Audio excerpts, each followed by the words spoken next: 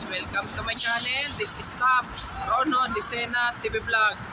Ito po, nandito naman po ako ngayon sa PIT Expo, dito sa pagko-construction po ng station po sa LRT Line 1 po. Pero ngayon ay malapit-lapit na po matapos po ang pag-construction po dito, mga ilang buwan na lang po. At konting taste na lang po at mabubuksan na po yung ang LRT Line 1 Cavite extension po by 4th quarter ng 2024 po. Tara po. Bali ito, malapit-lapit na rin po matapos po ang station po ng Asian World Station po.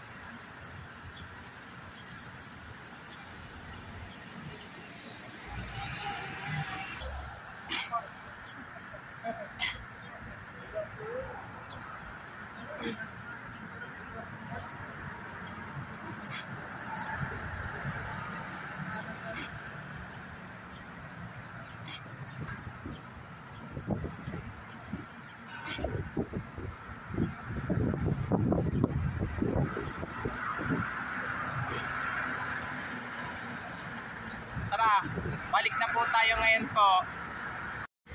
Bali, ano na lang po, ang ilang buwan na lang po at matatapos na po yung Asian World Station po para po sa station po ng LRT Line 1 Cavite po. Pero nag-trial na rin po yung train po papuntang Cavite po. Pero hanggang Dr. Santos lang muna po. Dr. Santos lang po. Bali, konting taste na lang po yun, lalo na yung mga pasahero po doon sa may PNR po. Alam ko naman po, hindi nyo na po kaya magtyaga po mag-bus po kayo.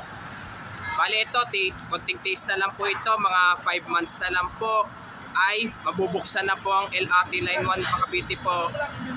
At huwag nyo pong kalimutan mag-comment po kayo at huwag nyo rin pong kalimutan, please like, share, and subscribe po dito sa aking YouTube channel po. Thank you for watching. God bless to all po.